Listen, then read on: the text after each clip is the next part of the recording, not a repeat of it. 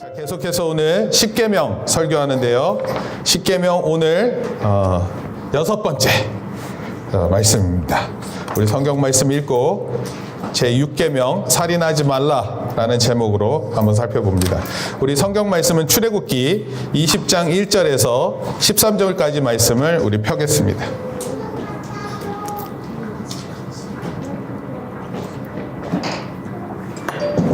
그 설교 노트에 출애굽기 20장 1절에서 13절까지 적으시고요. 우리 한 절씩 제가 한 절 읽고 여러분들이 한 절 읽어주십니다. 하나님이 이 모든 말씀으로 말씀하여 이르시되 나는 너를 에브라임 우리였던 집에서 여호와야 내 하나님 여호와라.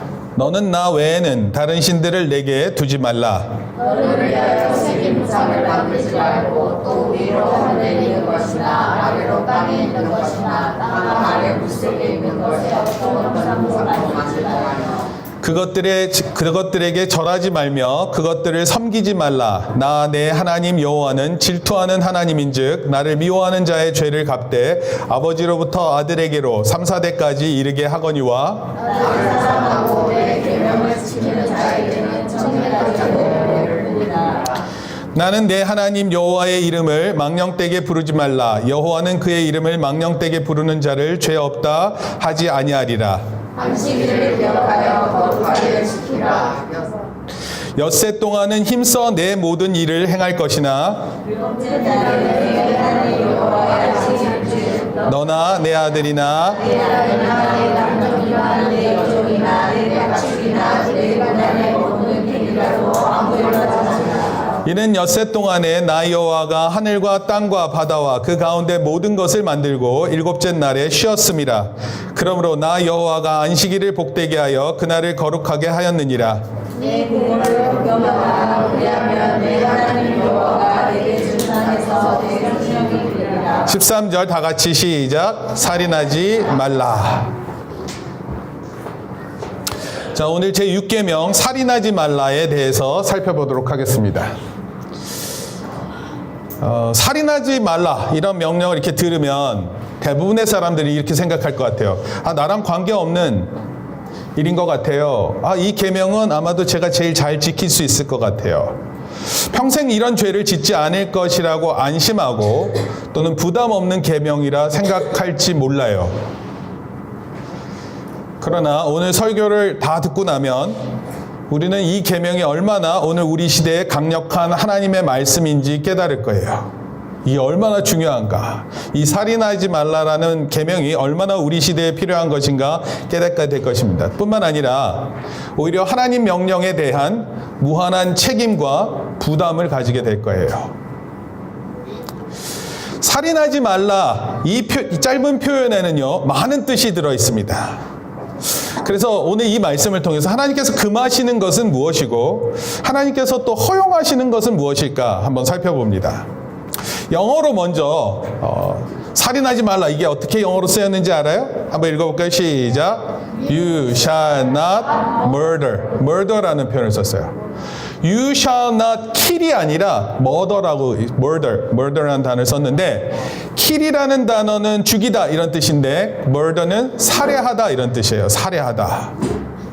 조금 더 구체적으로 얘기하면 살해하다, 살인하다 이 뜻은 계획적으로, 고의적으로 그 사람을 죽이는 것을 의미해요.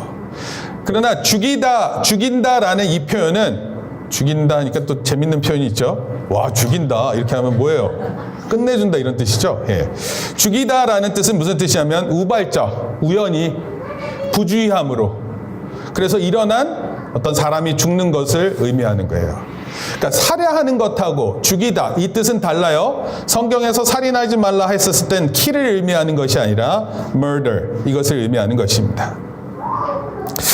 그런데 단순히 이런 뜻을 표현하는 것도 아니에요. 이것을 훨씬 더 넘어선 깊은 뜻들이 있습니다. 살인만이 이 계명에 해당되는 것이 아니에요. 살인이 아니어도 성경은 살인에 준한다 이렇게 표현해요.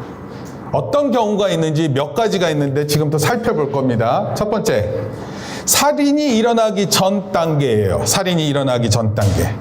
여러분, 살인이 갑자기 팍 일어나는 게 아니라 살인이 있기 위해서 그 전 단계들이 있습니다. 예를 들어서 폭행이 있어요. 상해 또는 다툼이 있고 고문도 있어요. 또는 막 언어폭력이 있습니다. 학대.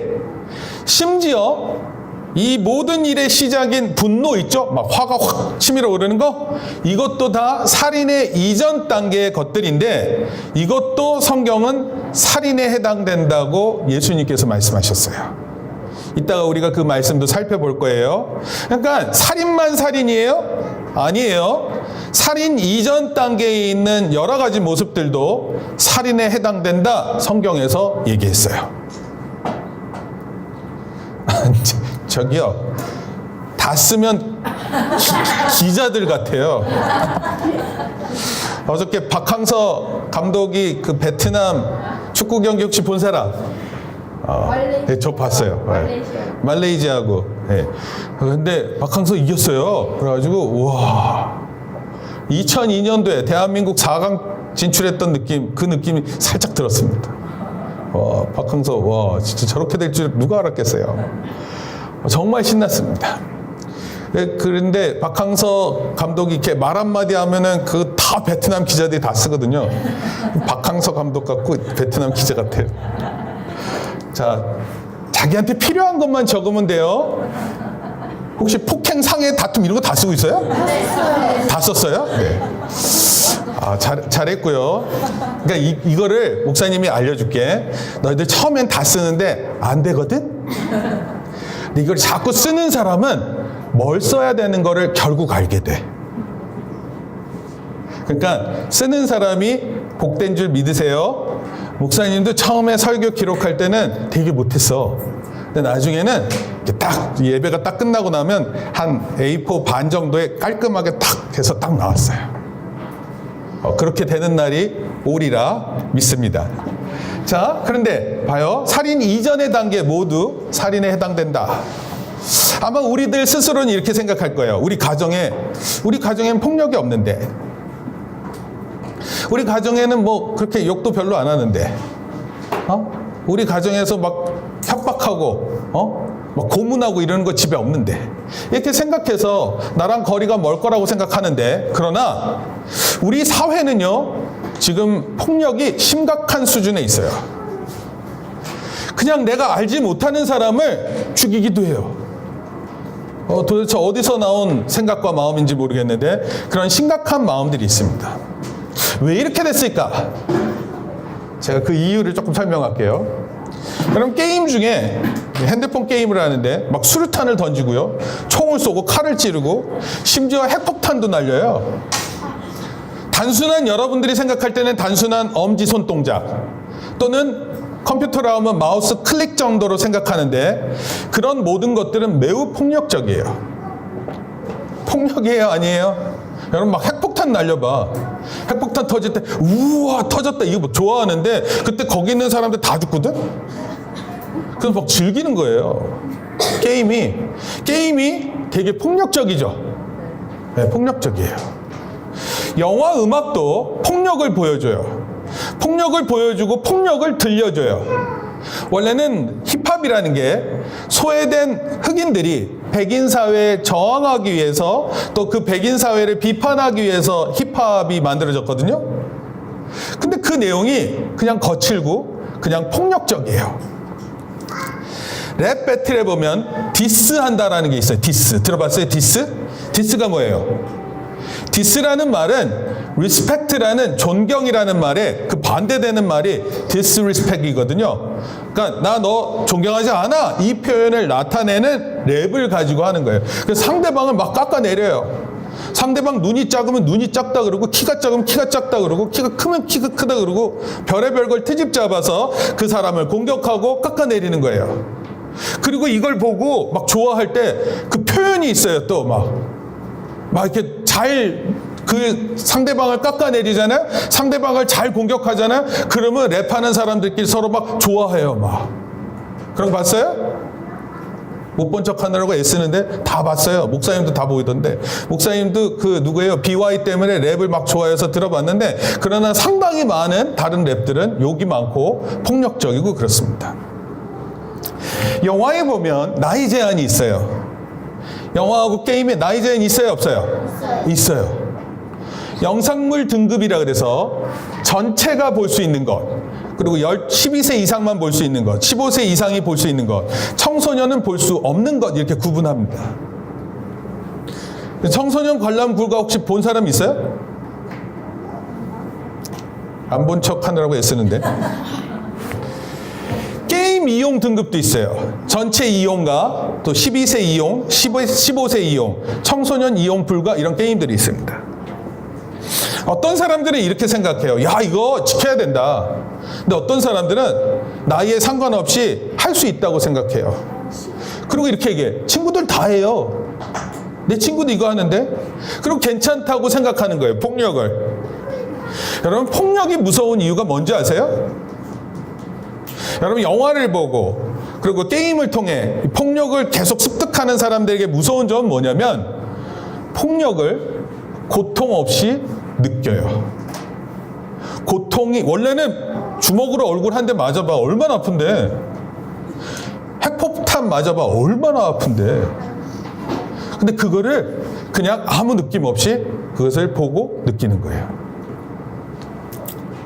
여러분, 만약에 어렸을 때부터 폭력과 폭력적 언어에 노출되면 어떻게 되는 줄 알아요? 두 가지 상태로 나타나는데, 여기 보세요. 도덕적 능력이 떨어지는 사람이 돼요. 도덕이 뭐예요? 바른 거라고 생각하는 것을 안 해요. 이런 사람은 뭐라 그래요? 사이코패스라 그래요. 그리고 공감 능력이라는 건 뭐냐면 옆에 있는 사람이 막 눈물을 흘리면 아, 너 진짜 슬프구나, 안 됐다, 이런 생각을 해야 되는데 옆에 있는 사람이 눈물을 흘려도 왜 울어? 짜증나게. 그런 사람은 뭐라 그래요? 소시오패스가 되는 거예요. 여러분, 이 둘 다 무서운 사람들이에요. 폭력과 폭력적 언어에 대해서 도무지 그 감정도 그 느낌도 느끼지 않아요. 그리고 상대방을 막 해요. 참 나쁘죠? 원래 하나님께서 우리를 만드셨대 이런 사람으로 만들어 놓았을 것 같으세요? 아니에요. 따라서 살인하기 전에 나타나는 모든 행위들은요, 하나님께서 살인한다라고 생각하고 계시는 거예요. 둘째, 낙태예요. 낙태. 따라합시다. 낙태. 낙태가 뭐죠? 아기가 태어나기 전에 뱃속에서 아기를 죽이는 행위를 얘기합니다. 보통은요, 지금은요 8주차, 원래 8주차를 기준으로 삼는데 8주차를 기준으로 삼는 이유는 뭐냐면 8주가 되면 아기의 모습이 다 있어요. 심지어 5개 손가락도 다 있어요. 8주가 되면. 근데 굉장히 작아요. 굉장히 작고 근데 엄마가 예를 들어서 B형이야. 그러면 아기는 100% B형일까? 아니에요. 아빠에 따라서 B형도 있을 수 있고 아닐 수도 있어요. 엄마 뱃속에 있으니까 엄마 혈액형을 다 닮아가는 게 아니에요. 그리고 여러분, 지문 있죠? 지문은 어떻게, 엄마 뱃속에 있으니까 지문 있을 것 같아요? 없을 것 같아요? 있어요. 네, 지문 다 있어요. 그 고유한 지문, 나랑 똑같이 5개의 손가락의 지문을 갖고 있는 사람은 이 세상에 없어요. 그래서 지문을 가지고 범죄 행위가 있었을 때 그 지문을 가지고 이 사람이 범죄를 저질렀다 딱 단정할 수 있어요. 그리고 뇌에서부터 뇌파가 있어요. 뇌파도 어느 누구랑 다 달라요. 모든 사람이 똑같은 뇌파를 갖고 있지 않대요. 그리고 여러분, 홍채 알아요? 홍채는 더 확률이 낮아요. 똑같은 사람이. 예. 여러분, 이와 같이 부모와 자식이 한 몸으로 있지만 그러나 그때 완전히 다른 개체로 있어요. 우리나라에서 한 해 낙태가 50만 건이 일어난대요. 여러분, 출생아가 40만 명 아래예요. 지금은 40만 명 넘었었는데 지금은 40만 명 아래입니다. 수능을 보는 친구들이 한 55만 명 정도 돼요. 그러니까 수능 보는 사람 그 한 집단이 1년에 낙태 50만 건으로 없어지는 거예요. 여러분 이거 어마어마한 일이죠. 참고로 우리나라에서 낙태는 불법이에요. 그런데 하루에 몇 명이 죽냐면 하루에 1370명이 죽는 꼴이에요. 어마어마한 숫자입니다. 왜 낙태를 할까? 그 이유가 좀 있는데 선천적으로 아이가 기형이에요. 기형. 네, 기형아들 보면은 뭐 아주 심한 경우에는 막 몸이 2개를 있고 팔이 4개고 막 이럴 수도 있고 손가락이 막 6개도 있고 그래요. 그리고 이제 장애를 갖고 태어나는 아이들이 있어요. 그리고 우리나라는 좀 나쁜 생각인데요. 남아선호상이라는 게 있었어요. 남자는 최고, 여자는 안 최고 뭐 이렇게 생각했어요. 근데 이러다 보니까 여자아이가 태어날 경우에는 낙태를 또 하고 그랬었어요. 또는 어려운 경제적인 상황이 있었을 때, 왜냐하면 아기를 키우기가 어려우니까 낙태했습니다. 또는 이제 요즘에 많이 얘기되는 건데, 이거는 여자의 개인 권한이다. 이제 조금 유식한 말로 프라이버시, 여자의 프라이버시의 문제다. 내 뱃속에 있는 거 내가 알아서 하는데 니들이 무슨 상관이야? 이렇게 얘기하면서 낙태를 하려고 하는 겁니다. 그리고 이제 그 반대되는 이제 낙태를 하면 안 된다는 사람들이 이렇게 쏘아붙여요. 전 근대적인 남성 우월주의적인 생각을 갖고 있기 때문에 낙태를 못하게 한다. 이렇게 얘기를 합니다. 어제 이제 목사님의 박항서 이렇게 축구 그 베트남 경기를 보던 도중에 또 KBS에서 낙태 관련된 걸 가지고 이슈를 가지고 토론회가 열렸어요. 그래서 막 난상 토론이 있었습니다. 처음에 낙태를 동의하는 사람 수치가 한 52%였는데 토론이 깊어지고 나서 목사님이 이 낙태를 찬성하는 것이 이렇게 줄어들까 기대를 했는데 웬걸 그 방송이 끝날 때쯤 통계를 다시 잡았더니 66%의 사람이 낙태를 찬성했어요. 여러분 우리 사회는요. 우리 한국이 가지고 있는 법 안에서는 어떤 것을 허용하고요. 어떤 것은 허용하지 않고 이게 헌법 안에 있는데 근데 잘 들으세요. 우리나라 법은 허용하는데 하나님의 법은 허용하지 않는 게 있어요. 여러분 이런 게 있을 땐 뭘 지켜야 될까? 여러분 하나님의 법을 따르려고 하는 게 그리스도인의 모습이어야 돼요. 세상의 법은 이렇게 얘기하는데 왜 교회 법은 달라요? 이상하네. 근데 하나님께서 제정하신 법은요, 이것은 하나님이 온 우주의 만물을 창조하신 분이시기 때문에 그분이 말씀하시는 것이 참된 거예요. 우리가 금요일 날 우리가 구역 예배 통해서 우리가 말씀 생각하는데 이번 주에 생각한 게 하나님의 말씀은 진리다 이렇게 얘기를 했어요. 여러분 하나님의 말씀은 맨 처음에 계셨던 그 하나님께서 우리를 만드시고 주시는 말씀이시기 때문에 예수님의 하나님의 말씀은 진리가 되세요. 맞기 때문에 그래요. 그러나 우리는 이런저런 이유로 낙태를 합니다. 심지어 이게 불법인데도 불구하고 한 해 50만 건의 낙태가 있어요. 아마 이 낙태 문제만 잘 해결해도 우리나라 인구수를 한 해 2배씩 만들 수 있습니다. 세 번째는 자살과 안락사예요. 자살 성경이 금하고 있습니다. 가룟 유다가 아주 비참한 최후를 맞이했는데 바로 그 가룟 유다도 자살을 했어요.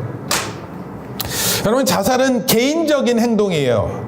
야 이거 내가 그냥 죽으면 끝나는 거지 이렇게 하면서 하는 행동인데 이 또 통계가 있어요. 2016년, 지금 2017, 2018은 아직 나오지 않았습니다. 2016년 인구 10만 명당 25.6명이 자살을 했어요. 이게 OECD 국가 부동의 1위입니다. 부동의 1위. 인구 대비 자살률이 제일 높아요. 우리나라가. 한 해에 13,092명이 자살을 하고요. 하루 평균 36명이 목숨을 끊습니다. 근데 여기 평균에 10대 평균이 나왔어요. 10만 명당 25.6명인데 10대는 4.9명이 자살하는 걸로 나왔어요. 하루 평균 4.5명이 자살합니다. 그러니까 오늘 지나고 내일 지나면 9명 죽었어요. 종종 자살은요, 정신적 질병이기도 해요. 우울증이 이제 대표적인데 반드시 약물 치료가 필요합니다. 목사님도 주변에 있는 많은 사람들이 우울증 환자가 있었는데 몇 사람이 자살하는 것을 직접 들었습니다. 그럼 참 마음이 아픕니다. 근데 이 우울증 환자가 자살하는 것을 저주받았거나 또는 지옥 간다 이렇게 말하면 안 될 것 같아요. 왜냐하면 이 사람은 병에 걸려서 자기 목숨을 자기가 컨트롤할 수 없던 상태에서 그렇게 한 것입니다. 사회적 원인도 있어요. 자살을 하게 되는 이유가 이제 성적이 늘 시험을 잘 보다가 한번 못 봤는데 이게 너무 치명적인 실수였어요. 그러면 이제 자살을 할 마음을 먹는 거예요. 공부를 못하는 애들은 자살하는 애들이 없어요. 정말 다행이라고 생각해요. 왕따를 당하잖아요? 그럼 자살합니다. 최근에 인천에 있었던 그 러시아 엄마가 러시아고 아빠가 한국인 사람에게 태어난 아들도 이 자살을 선택했는데 왕따 당하고 막 폭행당하다가 자살했습니다. 최근에는 세월호 사찰과 관련된 기무사 전 사령관이 또 자살을 선택했어요. 자살을 성경에서 이거 동의하지 않습니다. 안락사 들어봤어요? 안락사? 안락사라는 건 무슨 뜻이냐면 편안한 죽음이다 이렇게 얘기해요. 편안한 죽음. 네, 주사 맞고 죽는 거예요. 맞아요. 약물로. 네. 너무나 극심한 고통이 있으니까 이 극심한 고통을 나로서는 해결 못하니까 의사한테 부탁을 하는 거예요. 그럼 의사 선생님이 이제 죽을 수 있게끔 약물을 투입해 주는 것입니다. 참고로 이렇게 하는 그 나라가 있는데 나라가 그렇게 많지는 않아요. 근데 유럽 국가들이 많이 동의를 하고 있고 특히 이제 제일 먼저 그 안락사를 인정했던 국가가 네덜란드거든요. 그래서 네덜란드에서는 안락사 여행이라는 것까지 있었습니다. 그러니까 다른 나라에서는 이제 안락사가 금해져 있으니까 네덜란드 이제 영해로 보트를 타고 가고 그 보트에 의사가 같이 있어요. 그리고 그 의사에 의해서 네덜란드 나라 영해에서 이제 죽는 겁니다. 근데 이런 거를 의사가 이제 약물로 하는데 의사가 결정하는 거예요. 와, 이거 의사가 이제 가만히 얘기 듣고 나서 야, 정말 당신은 살 수 없겠네요 하면 약을 놔주는 거예요. 이게 의사가 기준이 어디 있어요? 도대체 어느 정도 고통을 당하면 죽어야 되고 어느 정도 안 고통을 당하면 살아야 돼. 이게 어떤 근거를 가지고 그걸 판단할 수 있을까? 도대체 이 세상에 어떤 의사가 그것을 바르게 판단할 수 있는 의사가 있는 것일까요? 근데 이게 쉽지 않아요. 어떤 사람은 그 고통이 너무 극심하다 이렇게 생각하는 것입니다. 그러나 우리에게 주신 하나님이 우리에게 주신 생명이요, 이거 너무 고귀한 가치를 지니고 있어요. 그래서 살인하지 말라 말씀하신 것입니다. 안락사하면 안 됩니다. 아무리 고통이 극심하다 할지라도 그 고통을 그럼 난 죽어야 돼 이렇게 생각하면 안 돼요. 상당히 오래전 얘기인데요. 생명을 막 말하고 힘든 사람을 막 힘을 주던 이런 사람이 갑자기 자기한테 질병이 왔다는 이유로 자살했어요. 여러분, 우리가 말로 누구한테 격려하고 힘주고 이럴 처지가 아니에요. 내 자신 자체가 건강하지 않을 수 있어요. 환자의 고통을 되게 의사가 평가하는데 이 사람의 고통은 크고 저 사람의 고통은 작다. 어떤 기준 없이 자행되면 죽음의 문제는 끝이 없이 일어날 거예요. 조금만 외로워도 죽고, 통증이 심하다고 죽고, 미래가 없어요. 그래서 죽고, 그럼 끝이 없는 거예요. 우리 그리스도인들에게 있어서 죽음이라는 것은 우리 삶의 일부라고 성경은 얘기하고 있어요. 그리고 우리에게 주어진 죽음은 죄의 결과라고 말하고 있어요.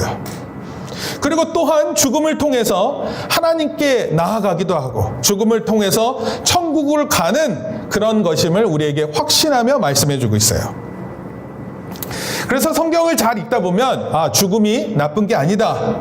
자연스럽고 또는 예수님께서 자는 것과 같다 그러셨고 하나님이 이 세상의 슬픔에서 해방시켜 주시는 그 유일한 방법이 죽음이고 그것이 죽음을 통해 인생을 살아가는 방법과 과정이 됨을 보게 돼요.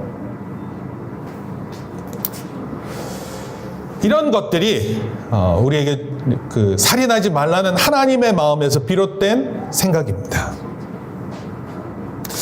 예수님은요, 우리가 저지르는 생각, 마음도 살인에 해당된다 직접 말씀하셨어요. 살인 행위 이전에 뭐가 있냐면, 여러분 사람을 죽일 때는요, 사람을 죽이려고 하는 그 이유가 있어야 될 거 아니에요. 여러분 이유 없이 죽이는 것도 나쁜 죄지만 대부분의 살인 행위는 이유가 다 있어요. 그 이유에 분노가 사로잡고 있습니다. 바로 여기에서 그 살인이 시작된 거예요. 성경 창세기에 보면 최초의 살인자가 나오는데 누구죠? 가인이에요. 가인이 누구를 죽였죠? 자기 동생 아벨을 죽였습니다.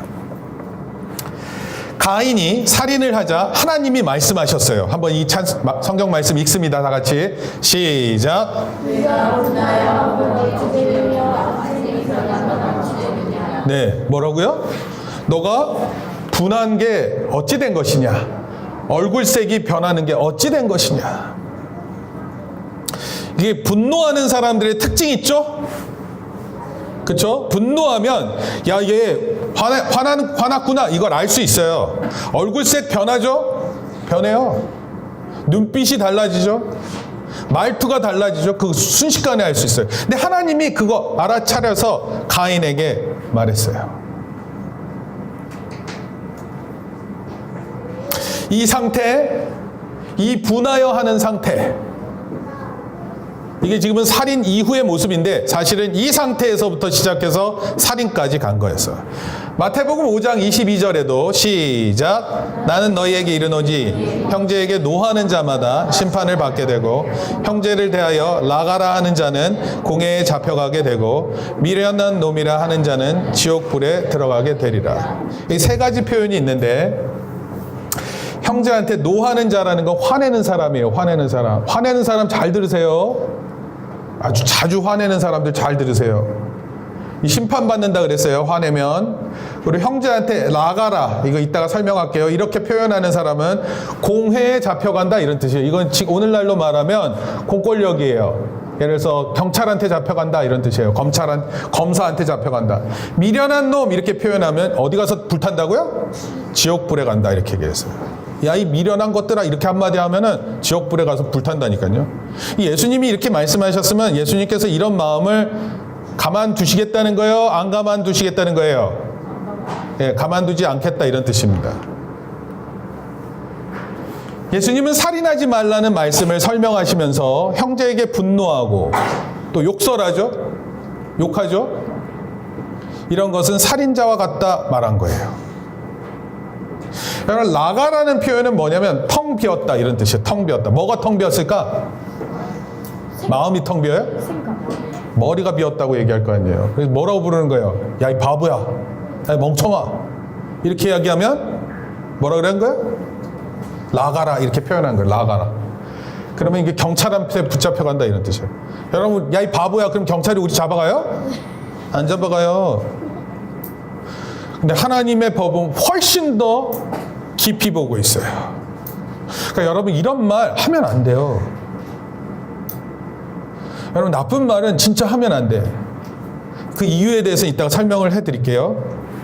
여러분 보통 사람이 우리에게 저주하고 분노한 상태에서 하는 말들은 이게 잊혀질까 안 잊혀질까? 정말 안 잊혀져요.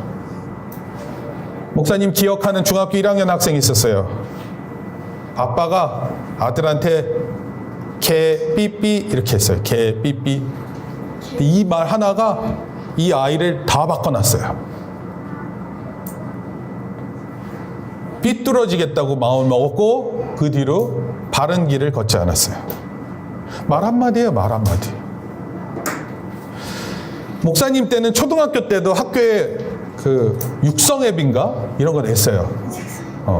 근데 그게 봉투에 누구는 돈을 내고 누구는 돈을 안 내고가 있었는데 학교 선생님이 그거 가지고 혼내는 애들 되게 많았어요. 너 또 오늘도 안 갖고 왔어? 너 왜 돈을 안 내고 학교를 다녀? 막 혼내고 그랬어요. 그럼 애가 얼마나 창피를 당하고 무시를 당하고 그런지 몰라요. 여러분 이게 성경 말씀에 보면 이런 일을 하면 돼요, 안 돼요? 안 되는 거예요. 여러분 말은 무서워서 평생 기억에 있는데 이 말이 씨가 돼서 열매를 맺어요. 그러니까 이게 무서운 거예요. 그러니까 여러분들 누군가에게 말할 때 조심해야 된대요. 분노에서 비롯된 욕설이 이에 해당되는 거예요. 이와 같이 하나님은 우리의 마음부터 시작되는 것이 살인의 의도를 갖고 있는데 이것도 금한다고 하나님께서 말씀하시는 거예요. 이것도 안 된다. 사람을 죽이는 행위도 안 되지만 사람을 죽이는 행동뿐만 아니라 다른 사람에게 나쁜 말을 하는 것도 살인에 해당된다 이렇게 말하는 거예요. 심지어 그 사람에 대해서 분노하는 것도 살인에 해당된다 이렇게 얘기하는 거예요. 이런 명령을 내리시는 하나님의 마음은 무엇일까? 지금부터 한번 살펴봅니다. 첫째, 한번 봅니다. 시작. 하나님의 형상을 따라 만든 인간의 생명을 소중하고 귀한 것이다. 여러분 옆에 있는 사람들 한번 보세요. 보세요 한번. 네, 얼굴, 눈 맞춰. 네. 누굴 닮았다고요? 하나님의 형상. 네, 하나님의 형상. 물론 그 당사. 그러나 가장 그 부모님을 계속 올라가다 보면 누굴 닮았어요? 아담. 하나님을 닮은 거예요. 하나님을. 아담 닮았어? 네, 하민이 맞아요. 아담 맞아요. 근데 목사님이 하려고 했었던 건 하나님 닮았다 이런 뜻이에요. 사람은요 하나님의 형상을 닮고 있어요. 부모를 닮은 자식과 같이 하나님의 형상을 닮아 있어요. 근데 이게 얼마나 귀하고 소중한가. 막 공부 못해요. 막 말도 안 듣고. 그런데 딱 쳐다봤는데 하나님의 형상을 닮아 있는 거예요. 어떻게 해요? 어떡합니까? 하나님의 사람이라고 생각하고 존중하고 아껴주는 거예요.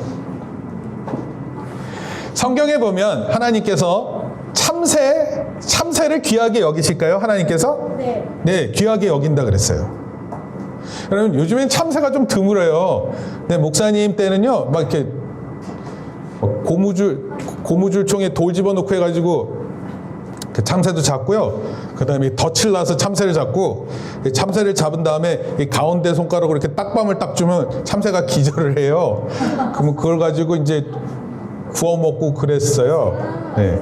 그런데 이런 얘기 있어요. 참새 고기는 어떤 고기하고 안 바꿔 먹는데요. 그게 무슨 고기인 줄 알아요? 소고기예요. 소고기. 소고기보다 더 맛있는 게 참새고기라 그래서 돼지고기는 맛도 없죠. 참살보다 네. 안 참살보다 네, 메추리구이. 그런데 중요한 건 뭐냐면 이 참새가 그렇게 작고 연약한 새인데 이 생명도 하나님께서 허락하셔야지 죽는다 그랬어요. 여러분 그러면 하물며 사람을 하나님께서 귀하게 여기세요? 안 여기세요? 동물도 하나를 귀하게 여기시는데 여러분을 얼마나 귀하게 여기세요? 따라합시다. 나는 귀합니다. 귀여워요. 얼마나 목사님 귀하게 컸는지 몰라요. 여러분들도 귀하게 크고 있죠? 네, 그렇게 귀하게 존중받아야 될 사람이에요. 어렸을 때 화상을 입은 한 흑인 아이가 이렇게 얘기했어요. 저는 저주받았어요. 하나님이 싫어하시니까 저를 이렇게 만드신 거예요. 그리고 그 아이는 평생 저주에 받은 사람으로 살아갈 뻔했어. 그런데 누군가가 이렇게 얘기해 줬어요. 따라합시다. 아니야. 저주받지 않았어. 그렇지 않았어. 하나님의 형상을 닮은 자녀인 거야. 하나님의 형상을 닮은 자녀인 거야. 이 말을 듣고 그 화상을 당했던 흑인 여자애가 자기를 다시 보기 시작했어요. 여러분 말은요 분노의 말은 그 사람을 힘들게 하지만 그러나 하나님의 형상이라고 이렇게 고백해주는 말에는요 생명이 생기는 거예요. 생명. 따라합시다. 하나님이 당신을 소중히 여깁니다. 안 따라하는 사람이 있어요. 벌써 이렇게 설교에 지쳐있는 우리 어린 영혼들이 보이기 시작해요. 따라합시다. 하나님이 당신을 소중히 여깁니다. 네, 소중히 여기는 거예요. 사회에서는 이렇게 생각해요. 사람이 너무 많으니까 야 이거 불필요한 사람들이 너무 많이 생겼어. 그래서 이걸 뭐라고 부르냐면 잉여인간 이렇게 부르거든요. 잉여인간. 잉여라는 건 이렇게 넘친다 이런 뜻이에요. 쓸데없이 차를 몰고 나가지고 차가 막히잖아 막 이렇게 얘기하는 거예요. 그 자기는 왜 몰고 다녀, 그치? 그런 말을 하는 사람을 잉여인간이라고 하고 싶지만 우리 하나님의 형상을 닮았기 때문에 다 소중한 사람이라고 생각해 주는 게 우리의 마음이어야 돼요. 외국인 근로자들 가만히 보면 누군가의 아빠고 또 엄마고 자녀예요. 근데 무시해요. 무조건 다 야야. 야 일로 와봐. 그러나 모두 하나님의 형상을 닮은 소중하고 고귀한 사람들이에요. 여러분, 살인하지 말라에 이런 마음을 품고 있는 거야. 하나님께서 하나님의 형상을 닮았기 때문에 소중하다. 그러니까 여러분, 누가 소중하게 여겨주지 않아도 하나님께서 나를 소중히 여기신다라는 것을 분명히 안다면 자기를 귀하게 여기게 되는 것입니다. 우리 교육 현장에서 보면 선생님 말 잘 듣고 공부 잘하면 안 하는 아이들보다 더 칭찬해주고 싶잖아요. 그래요, 안 그래요? 뺀질뺀질하고 공부 안 하고 숙제요라면 안 해오고 맨날 떠들고 시끄럽게 하고 싸우고 이런 애보다 한마디 하면 선생님 말 듣고 막 공부해오고 예습해오고 복습하고 시험도 보면 맨날 100점이고 이러면 얼마나 그 마음이 착한 그 잘하는 아이한테 가겠어요. 그러나 성경은 이렇게 차별적으로 대하라고 말한 적이 없어요. 그가 가진 가능성과 실력 때문에 소중히 여기라는 게 아니에요. 단지 사람이라는 이유로 존중받고 귀하게 여겨야 된다 이런 뜻입니다. 이것이 바로 하나님의 형상이라는 이유 때문에 우리가 다른 사람을 소중히 여겨야 돼요. 그리고 살인할 수 없는 거예요.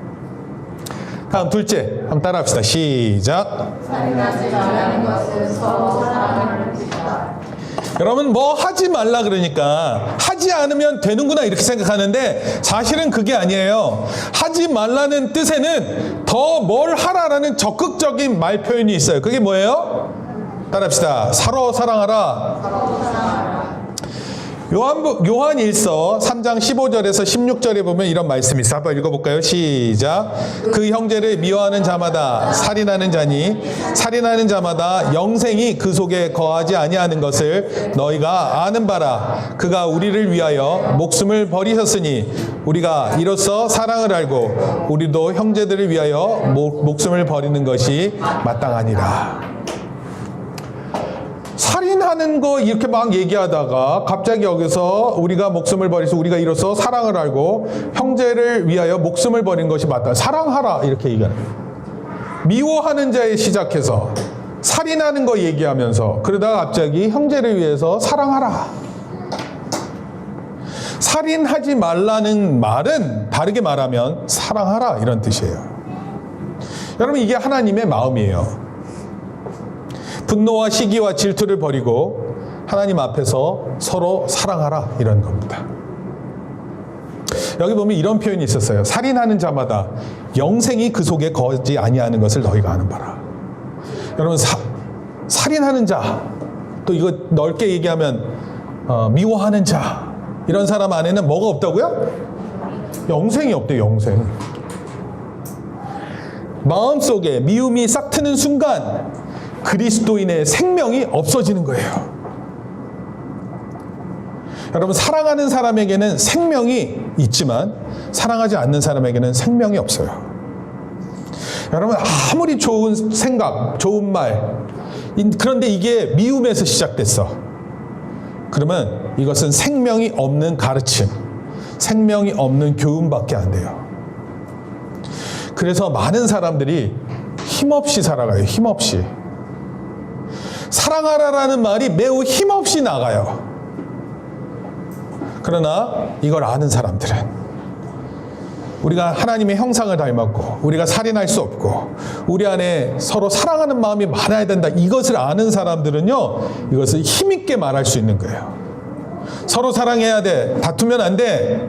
미워하는 것은 틀린 거야. 이런 말이 힘이 있다고요. 근데 그런 말이 힘없이 살아가는 사람들은 그것을 바르게 따르지도 못하고 그 안에 이 생명이 없기 때문에 그래요. 살인하는 자가 영생, 요 생명.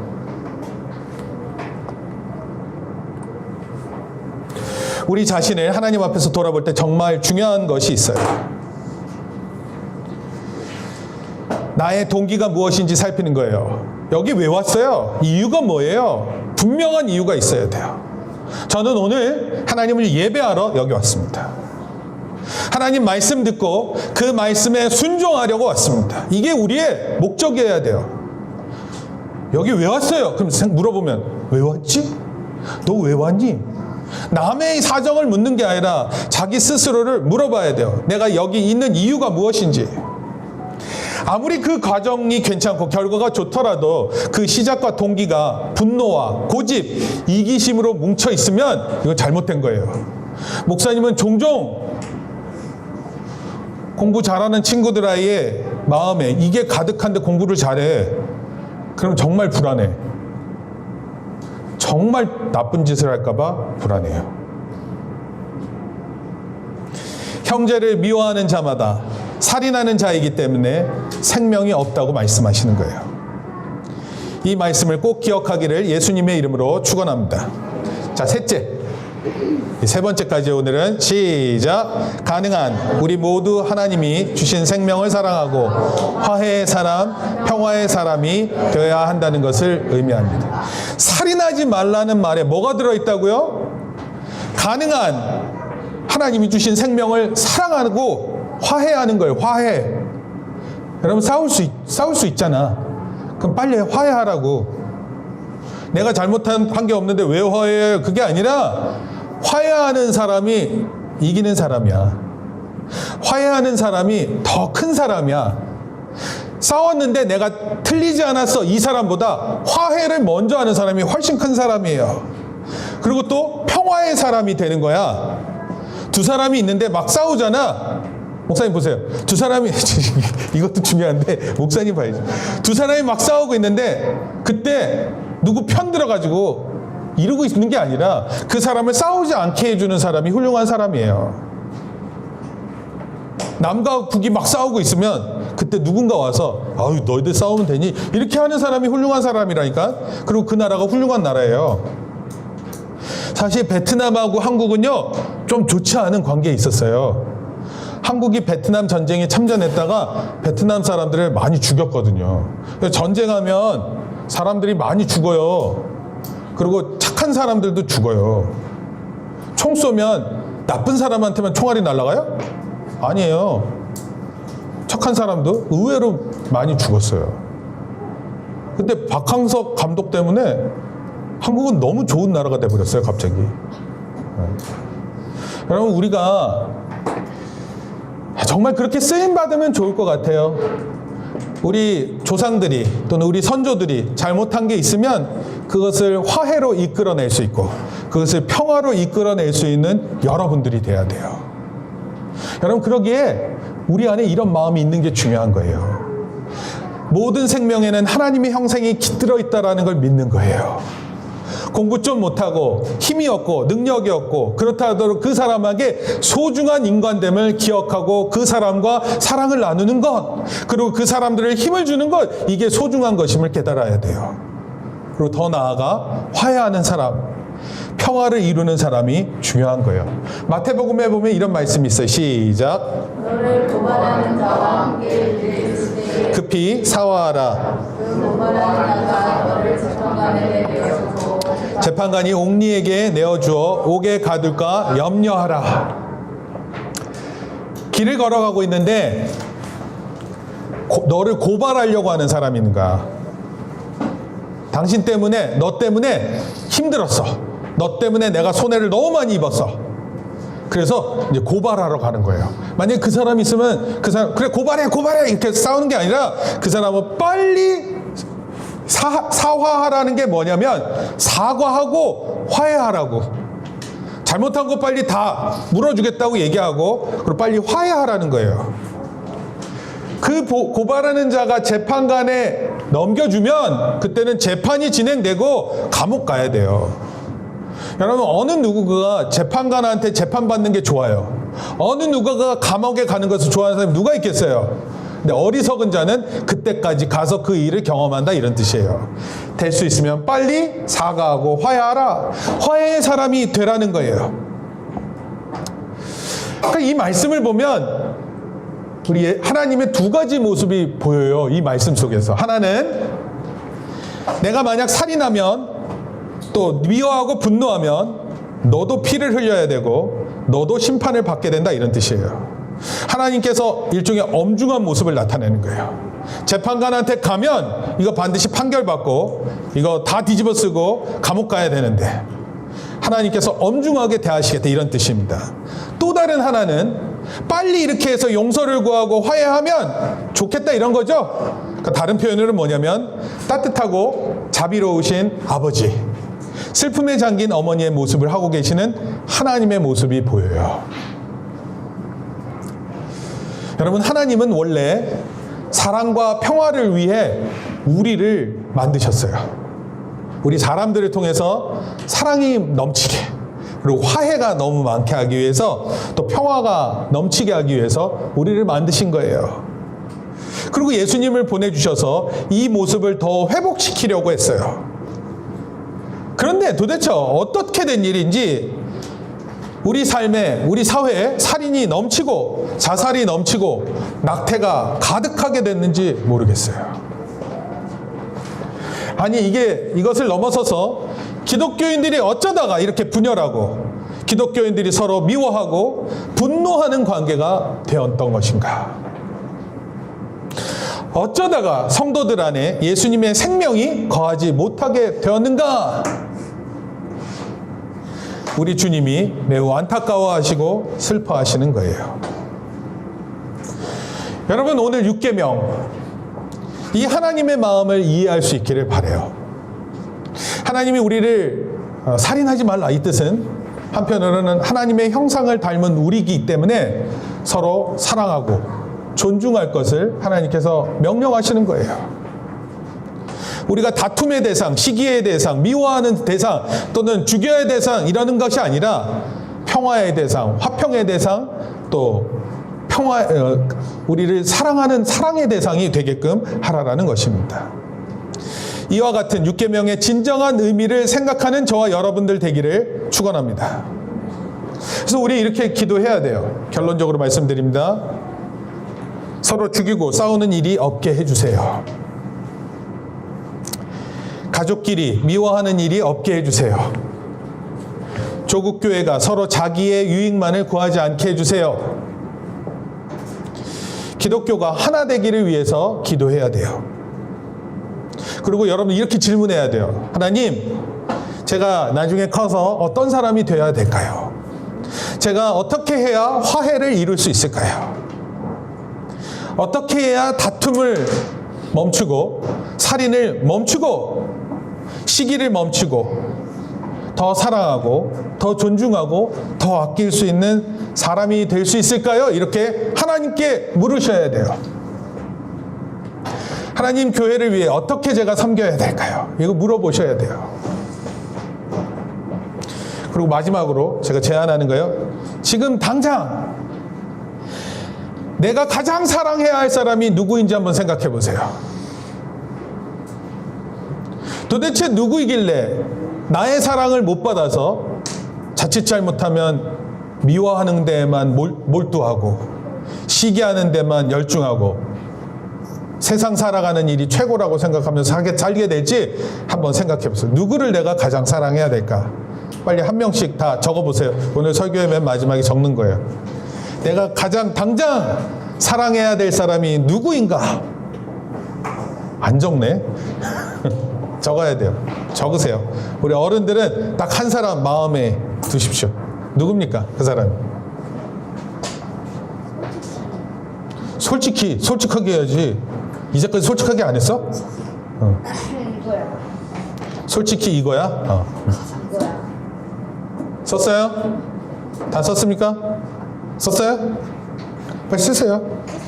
네. 내가 진짜 모든 건 다 제껴 넣더라도 이 사람을 사랑해야 될 사람이 누구인지 한번 생각해 보세요. 그리고 우리 한번 기도합시다. 그냥 내가 정말 미워서 죽겠어요. 이런 사람들 있잖아요. 내가 그 사람을 사랑해야 되는데, 아유, 목사님도 참 이런 생각하면 참 마음이 아파요.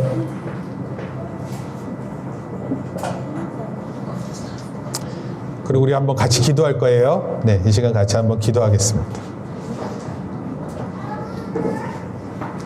내가 가장 사랑해야 할 사람이 누구인지 한번 찾고 우리 같이 기도합니다. 다 썼어요? 네. 자, 그럼 우리 한번 기도하겠습니다. 하나님, 우리 오늘 제6계명을 통해 하나님을 사랑하라고, 하나님을 사랑하는 방법 중에 살인하지 않는 것이 하나님을 사랑하는 방법인데, 이를 통해 우리가 사람을 사랑하고 또 한 영혼이 하나님께로부터 비롯됐고 그 영혼이 하나님을 닮아 있음을 깨닫게 하시니 감사를 드립니다.